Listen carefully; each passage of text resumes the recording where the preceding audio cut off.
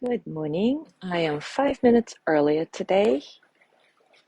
So, as always, if you're watching and recording, you can fast forward 5 minutes or stay with us through our hellos. I just wanted to show you this book, Brené Brown's Atlas of the Heart, that I'm using heavily now for the series of embodiment of emotions. I truly recommend this book. It's really, really cool. Very interesting. Of course, I'm adding a lot to our explorations. The Atlas of the Heart doesn't really give a lot of, there is no embodiment exploration or there is no kind of um, antidote prescriptions. It's more of an account of all the emotional experiences that we go through in our lives, but it's absolutely brilliant. Anyway, I'm holding my phone right now and I cannot prop it in a way that the book is always showing. So we're going to lose this visual now, but that's okay. Now you've seen it. Good morning, Gina.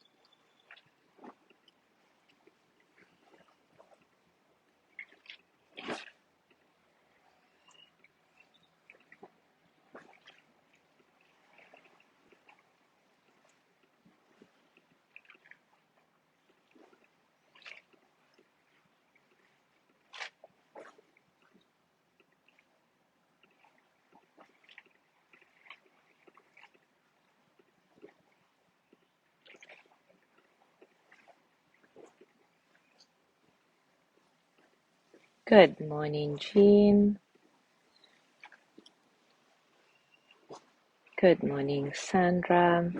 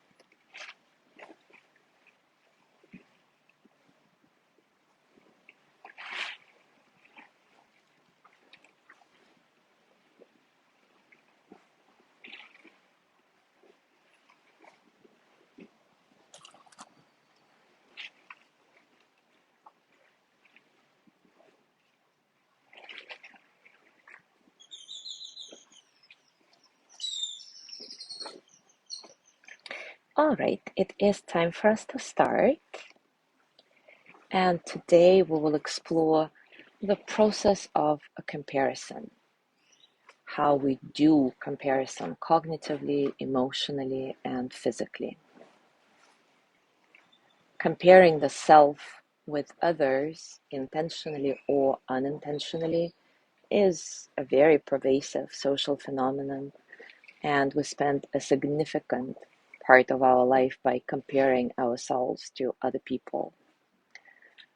Brené Brown writes, comparison is actually not an emotion, but it drives all sorts of big feelings that can affect our relationships and our self-worth. More often than not, social comparison falls outside of our awareness. We don't even know that we're doing it.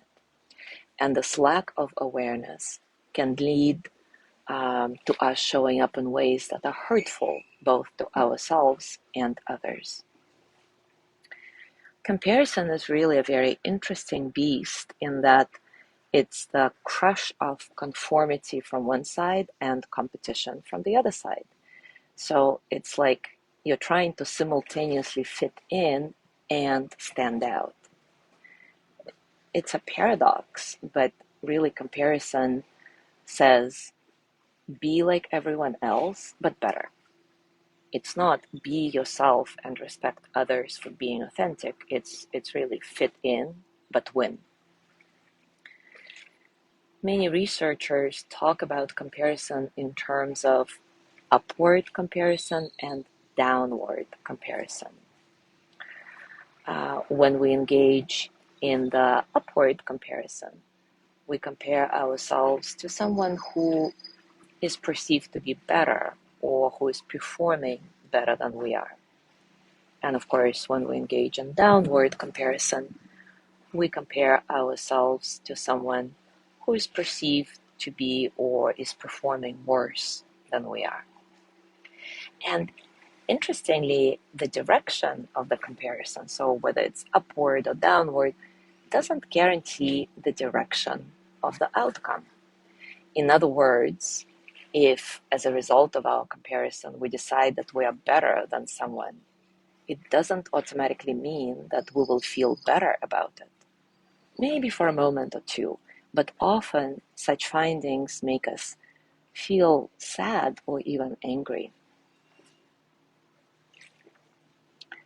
Researcher Frank Fujita writes, social comparisons can make us momentarily happy. However, frequent comparisons are not associated with life satisfaction or the positive emotions of love and joy, but rather are linked to the negative emotions of fear, anger, shame, and sadness.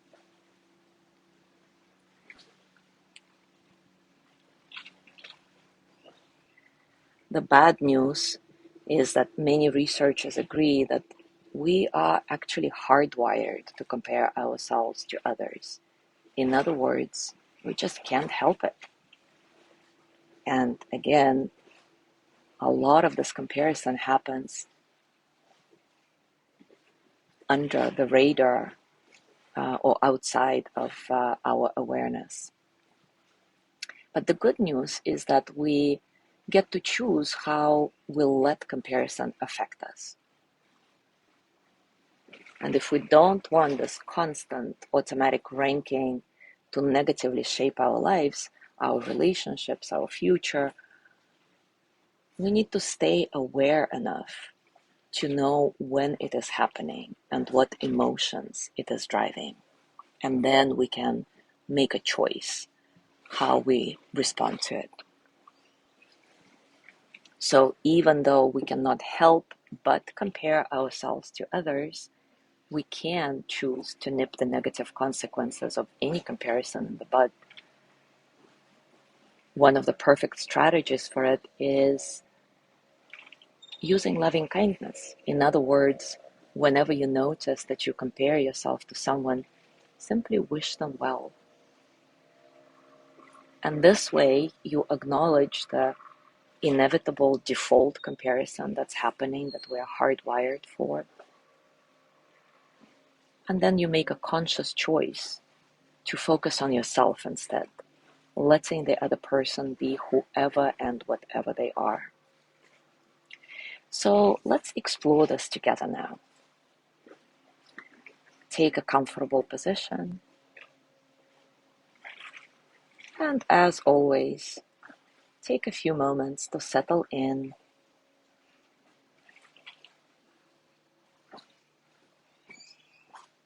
Notice all the circumstances of your practice today, both internal and external.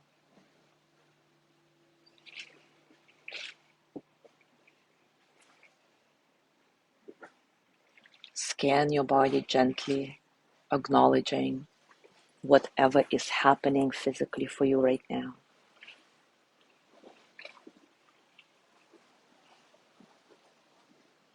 Notice your breath. Allow your breath to be free. Don't try to control it. Simply follow your breath as it flows in and out of your body.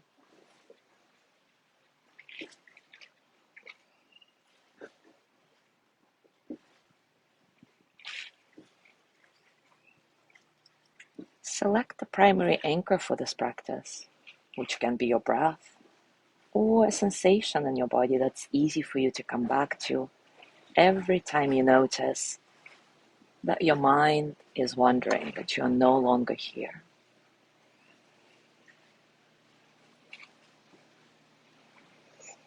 And now remember the last time you've engaged in an upward comparison. In other words, the time when you compared yourself to someone you perceived to be better or perform better than you.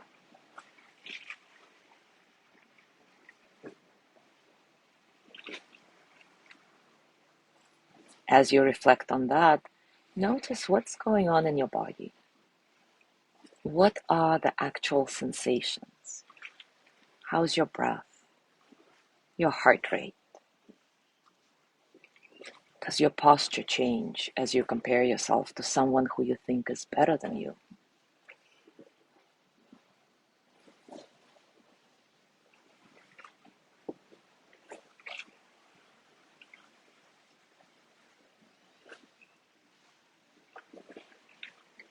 What's the prevalent emotion for you right now?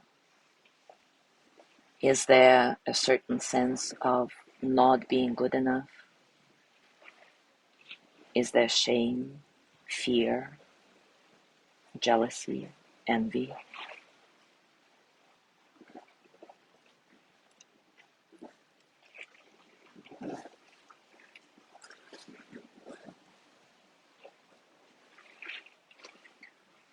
Now, holding that person that you compare yourself to and this memory in your mind, bring your hands to your heart and wish that person well. You may even send them the loving kindness mantra.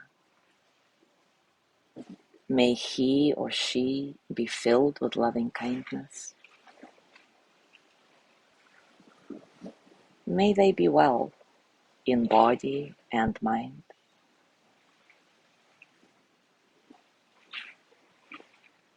May they be happy, healthy, and at ease.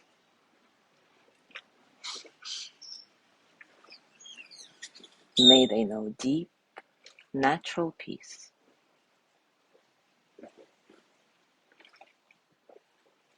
Once again, check in with your heart, mind, and body. How do you feel now after you wish the person well? Has anything changed?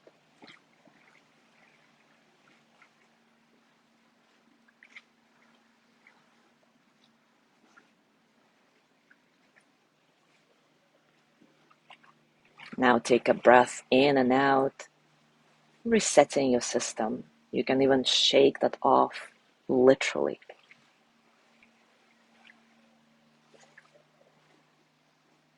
And now remember the last time you have engaged in a downward comparison. In other words, the time when you compared yourself to someone you perceived to be worse off than you are, in whatever way.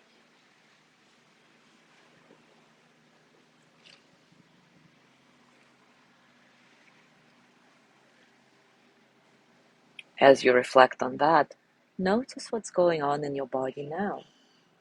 What are the actual sensations? Breath, heart rate. Does your posture change as you compare yourself to someone who you think is not as good as you are?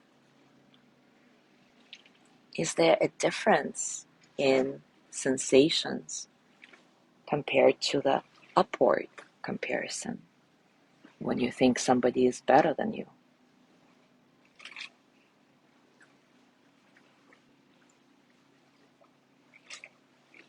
Now that you're comparing yourself to somebody who is quote unquote worse off than you are, is there a sense of being above this person, better than? What emotions does this bring up? Is this a happy, joyous feeling, or not really? And remember, whatever you feel is whatever you feel. Don't try to make yourself fit into any mold of how you think you should be feeling.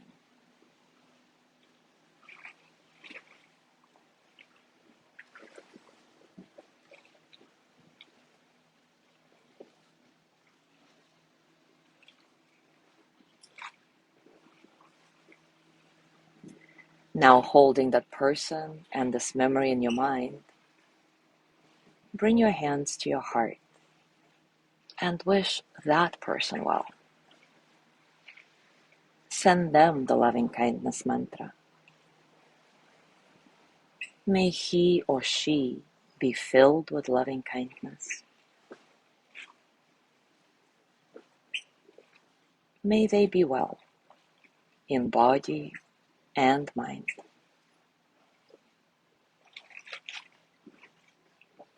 May they be happy, healthy, and at ease.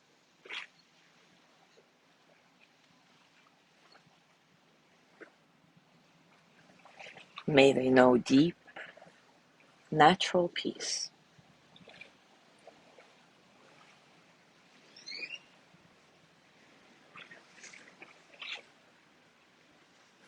How do you feel now? Check in with your heart, mind, and body again. Has anything changed?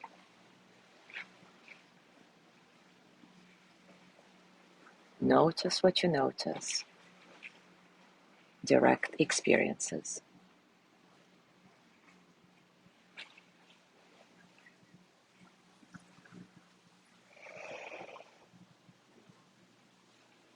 And as you go through your day today, I invite you to notice when you compare yourself to others.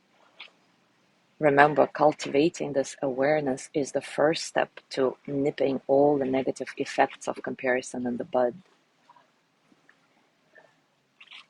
Notice if you naturally engage more in upward or downward comparison.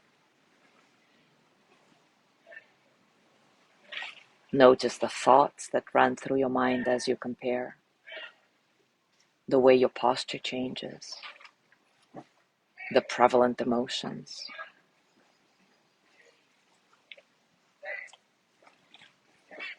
And wish that person you compare yourself to well.